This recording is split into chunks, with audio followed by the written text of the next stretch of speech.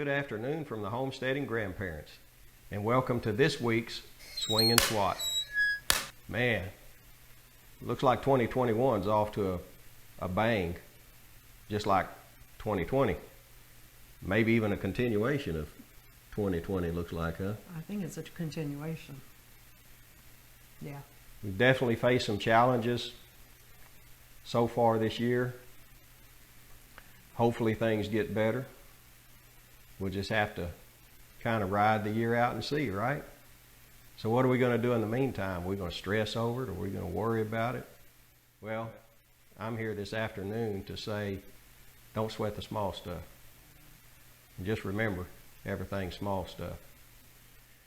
So I became aware of this saying, I think it was back in the mid-90s, and of course I've since learned that there's a book that's been published by an author with that title, Don't Sweat the Small Stuff. Remember, everything's small stuff. At that time, that was the first, I was unaware of that saying, and that was the first time that I'd ever heard it. But mid-90s was a difficult time for me personally.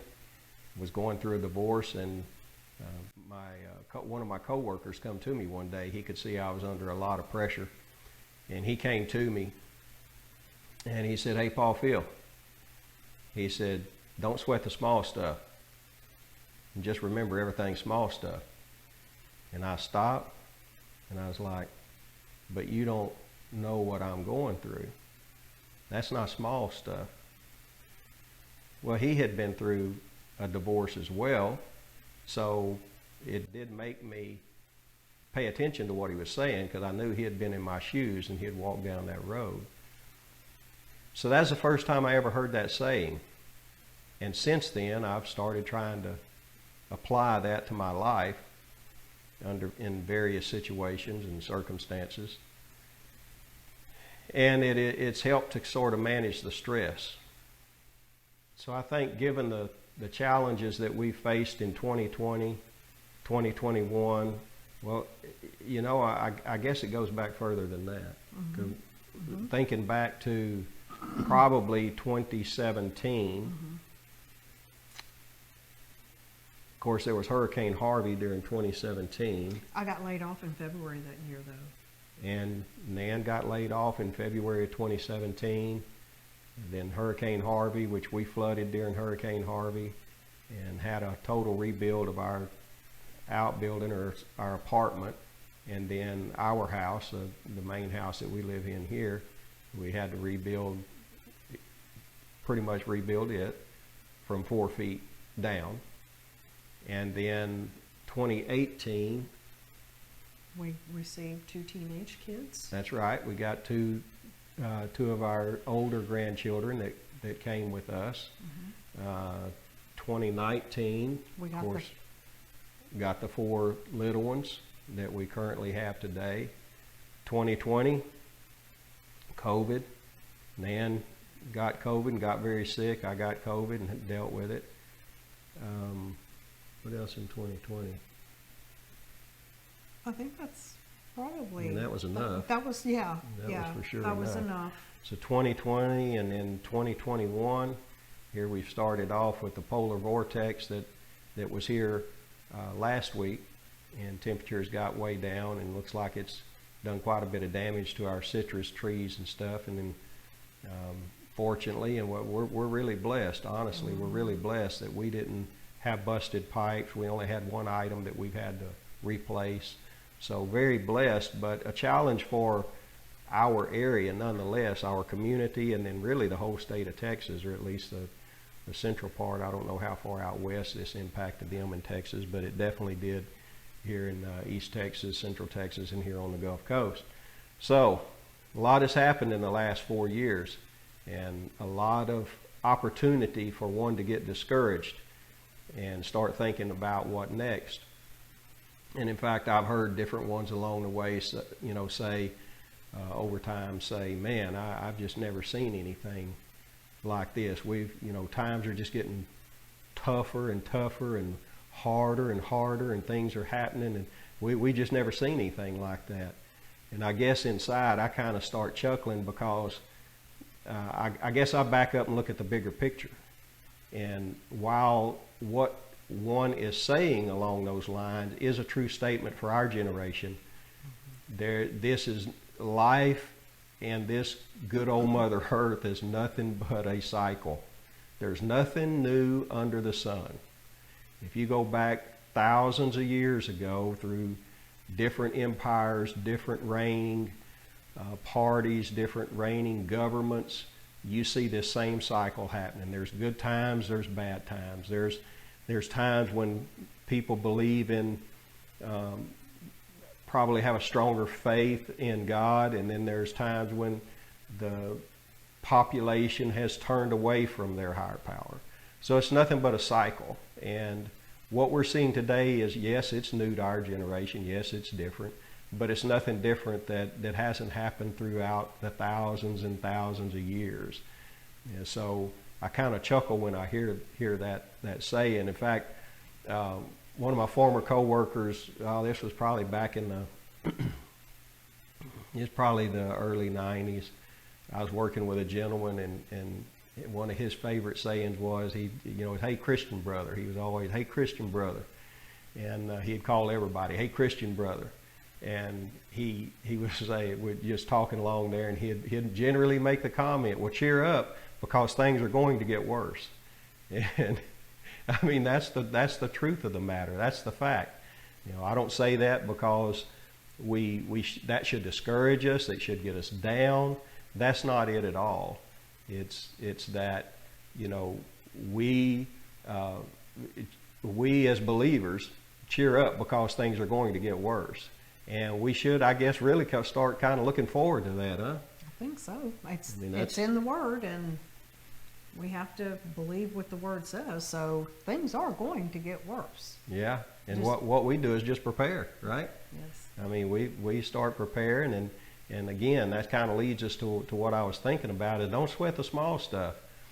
I think sometimes, and I want to apply this to me, but I can't help but feel there's more than one person on this great earth that kind of feels this way, or will find themselves in this position, if you'll be honest with yourself, is we try to control everything around us. We try to manage and maintain and control to keep life just like it is, right? Well, if we can control the life around us, then we can control what's going on.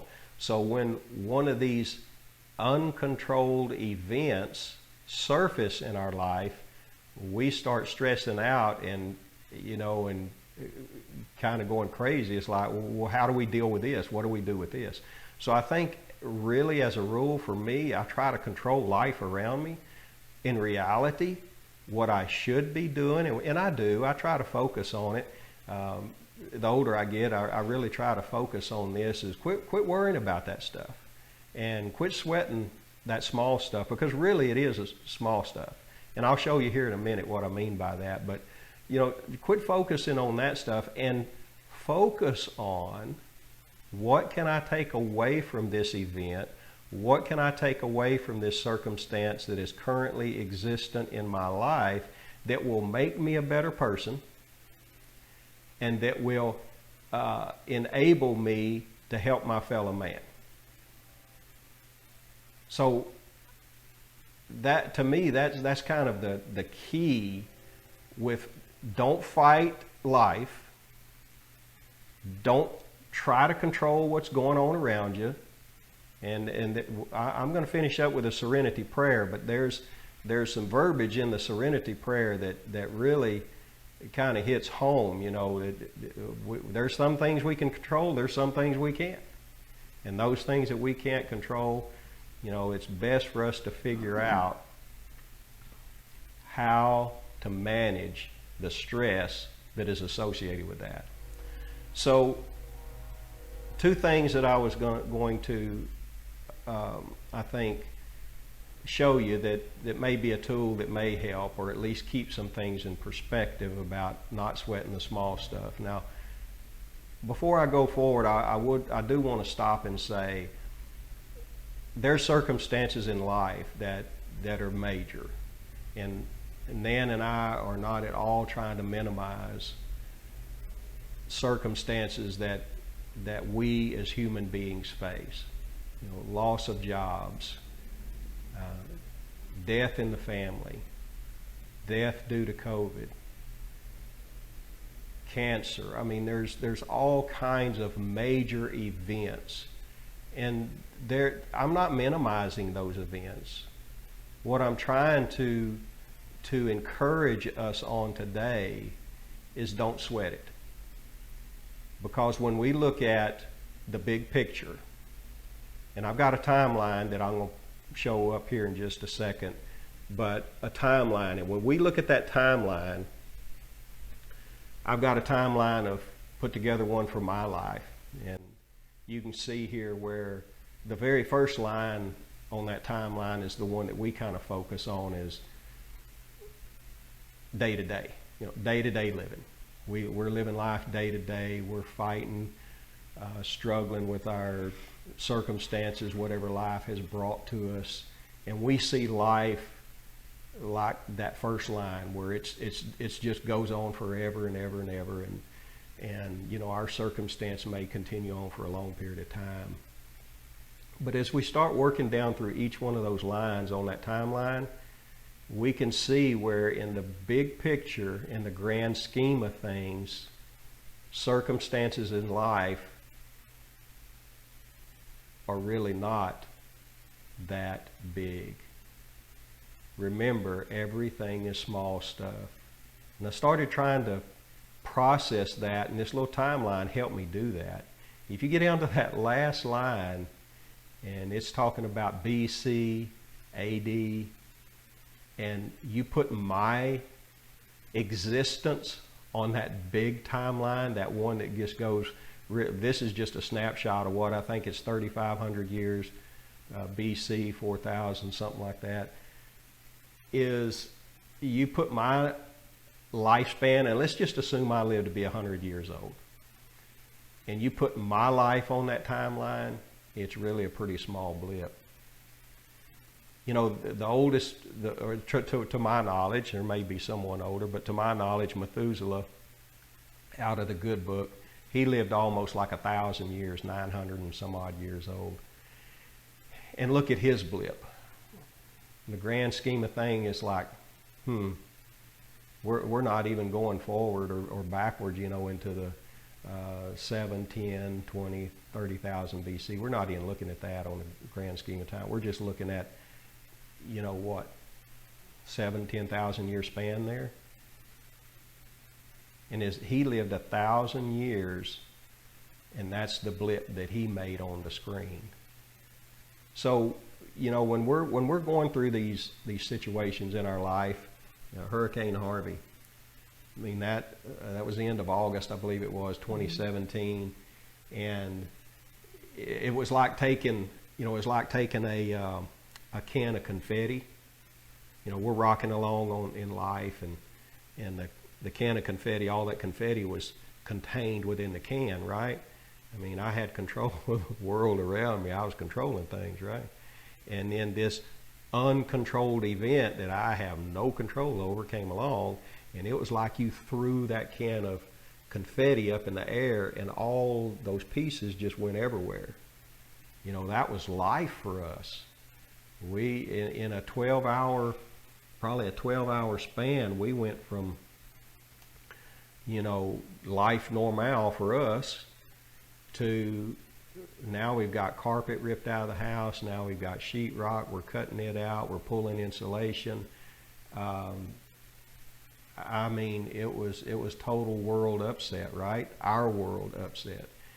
And at the time, it was like, this is not small stuff. This is major. This could be devastating to us financially.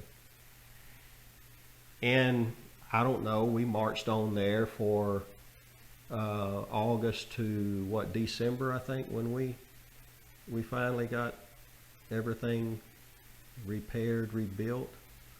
Or was it? No, maybe. It was somewhere along in there, August, September. It was 4 to 6 months, something like that. And again, the apartment, we totally rebuilt it. We just I mean, we went back to the exterior walls, all the interior come out. We gutted it and had to rebuild it. But, you know, family jumped in. Nan's family jumped in there. My family helped get in there, and with the help of good family and friends, that major event became less of a major event within 6 months. And, you know, again, let's put that event on a timeline and look at that.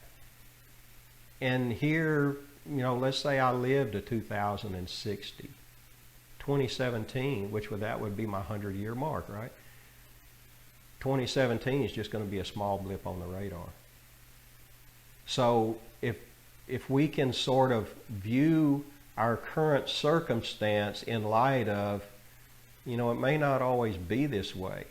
Some events last longer than others. Hurricane Harvey was a 6-month event for us.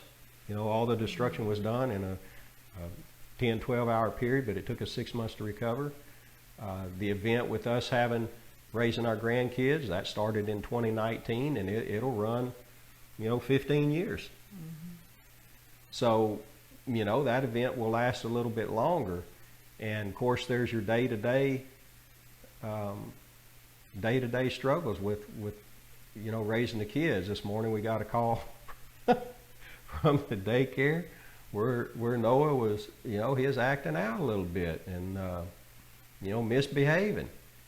And so you have that stress that you manage, and we've been getting a few of those phone calls each day this week, you know. So, but you manage that stress, and you don't sweat that small stuff, because Nan and I have had this conversation multiple times. We're going to look back on this even in 6 months to a year's time when he grows out of this stage of his life, and we pray. And, you know, we're going to look back and say, well, yeah, that was trying. What did we learn from that, though? What we are learning is patience. Patience, you know, and you just got to keep working. You got to keep working. You've got to keep teaching. You got to keep training. You got to keep talking, telling. That's not acceptable behavior. You know, you put them in time out. You do take their tablet away from them. You just teach them, and that's an everyday process. So right now, you know, it's a major inconvenience, but in the grand scheme of things, it's going to be a non-event, and it will be, I believe, a very positive event in the long run. You know, again, I go back to Hurricane Harvey as a point to say, while it was an inconvenience, it helped me to understand going through that. It helped me to understand how disrupted lives can get, how that people can come together and help each other. And again, it taught me patience. You know, it seemed like my life has been filled with teaching me about patience, and maybe that's all of humanity for all I know. But we have to be patient, and we have to trust. We have to trust processes, and of course we have to trust the big one that's on the other side of the great divide, that everything is happening for the purpose that it's intended to happen, and I believe that's life. Yeah, absolutely. So the timeline, how can you apply that to yourself? Take the timeline and plug you in some numbers and start looking at it, and plug you in some major events that's happened in your life that were what we would call not small stuff. You know, plug it in and start looking at it and say, well, you know, yeah, while it was a struggle, while it was happening, I look back here at how many ever months, years, days, whatever it is, and it's not quite as intense now as it was then. And then ask yourself, okay, so what lesson did I learn out of that? Or did I even learn a lesson?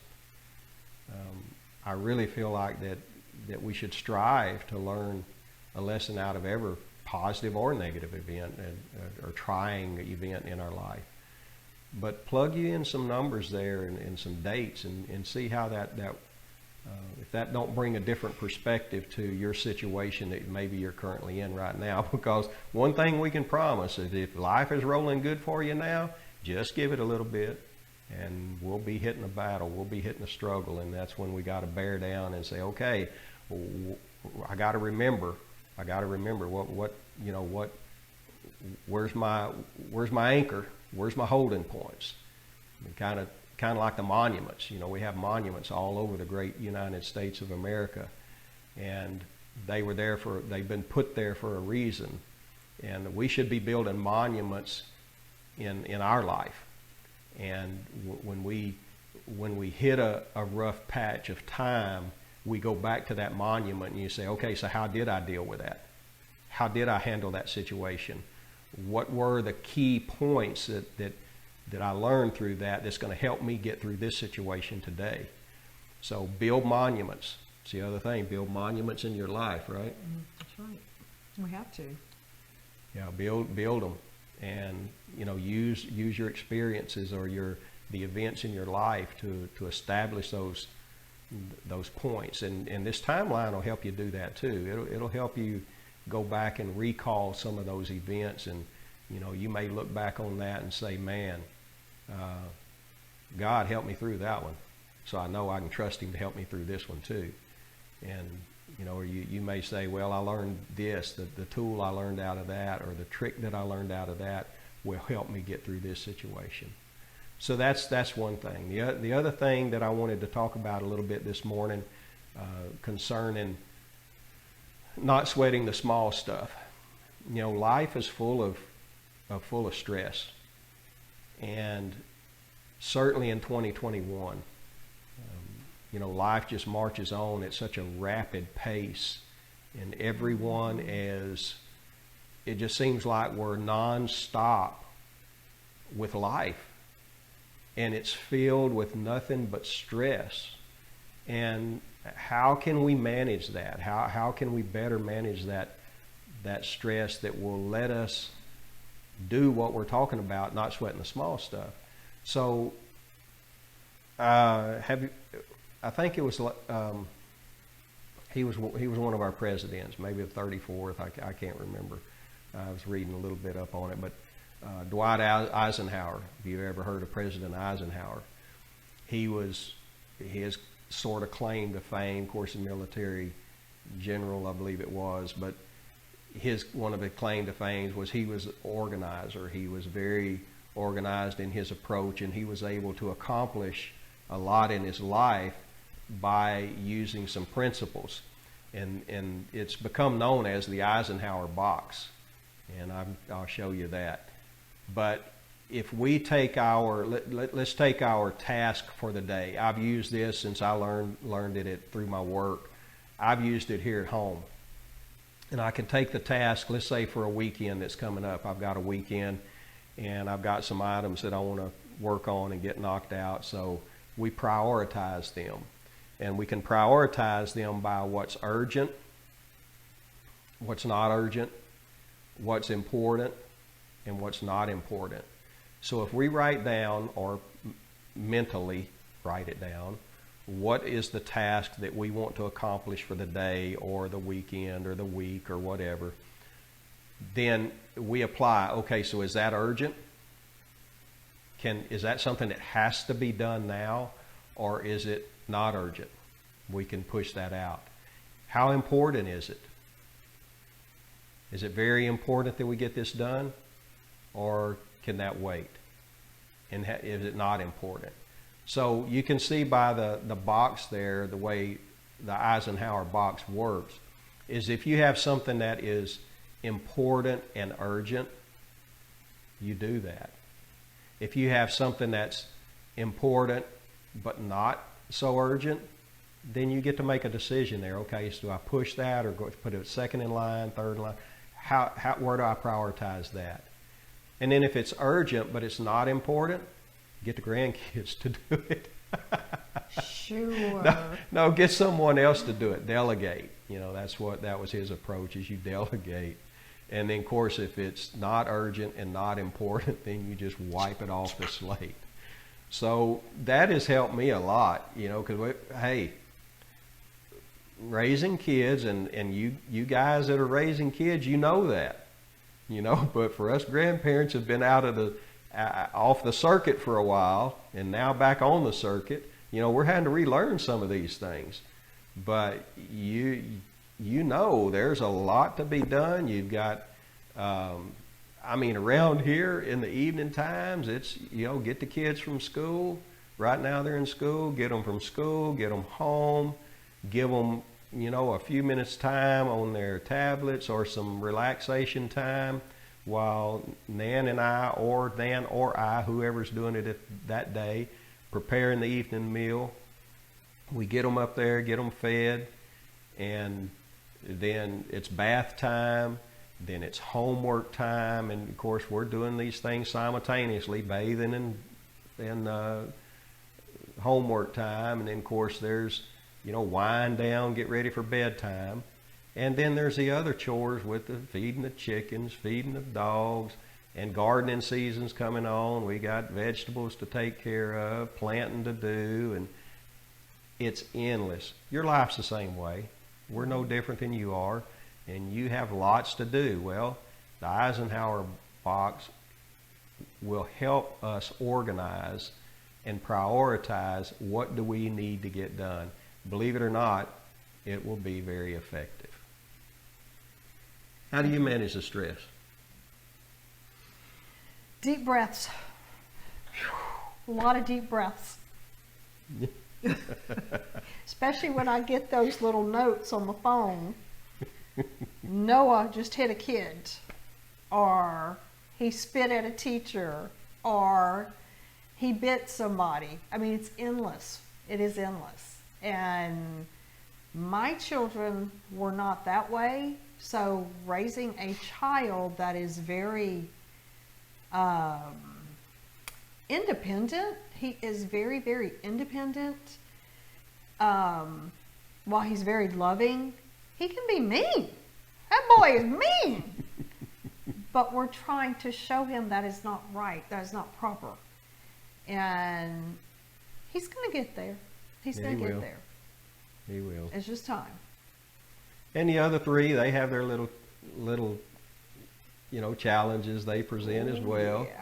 But right now he's requiring a lot of our attention. Of course, he's the younger one, and he's requiring a lot of the attention, and we give it to him.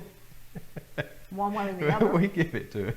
Yeah. But okay, so don't sweat the small stuff, and remember, everything's small stuff.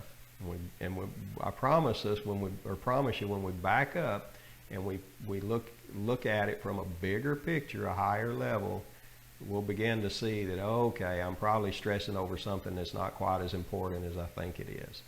But one of the other things that has helped Nan and I, we've talked about a couple of tools here that we can use day to day, but one of the other tools that we also use, we've told you that we were a homestead of faith, and one of the things that we rely heavily upon is, God and His help. And we learned the Serenity Prayer several years back. We were participating in recovery programs and helping with that.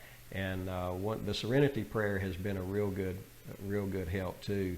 And I love that prayer. I don't know if you've ever heard of it or not, but if you haven't, man, you need to look at it and study it out, because there's some really good aids and helps in there when you start breaking that little prayer down and looking at it. But it says, God, grant me the serenity to accept the things I cannot change. Okay, back to we try to control life around us, right? Well, God, grant me the serenity to accept those things that I cannot change. Courage to change the things I can. Humanity, we like to try to control everything around us, but we don't want anything to do with changing us, right? We'll change everything around us, but I don't want to change anything I'm doing. Well, courage to change the things that we can. And we can work on ourselves, and we can change ourselves. And then, of course, the wisdom to know the difference. That's key. That is key. Absolutely. The wisdom to know the difference between what I can change and what I cannot change. And then living one day at a time, enjoying one moment at a time. And I love this part here because it seems like such a paradox, but it says accepting hardship as a pathway to peace. You say, what? Hardship as a pathway to peace? Remember, we said if we will quit focusing on controlling things around us and start focusing on what we can learn from the situation, what we can learn from the circumstance, then that's when we start gaining peace and understanding. And of course, Christ helps us along with that as well. Mm-hmm. But it says, taken as he did, and that being Jesus Christ, taken as he did this sinful world as it is, not as I would have it. You see, all these things is about like giving up our will, giving up our, our desires, and basically humbling ourselves.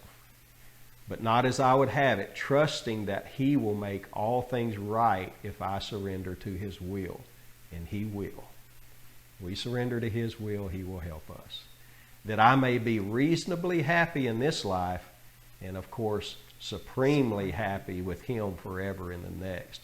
So that kind of brings me to the conclusion. If there is one big thing in life, we've been talking about this whole time here, don't sweat the small stuff and remember everything's small stuff. There's one big thing in life, and that's the end of life, the life hereafter. That's the only big thing that we need to focus on, and that is our relationship with the man across the great divide. So I hope this has been an encouragement to you today. Don't sweat the small stuff, and just remember everything's small stuff. So from the Homesteading grandparents, God bless. I pray you have a great day, and we'll see you next time. Don't sweat the small stuff, but don't pet the sweaty stuff either. Bye. You had to go there. I had to go there. Bye.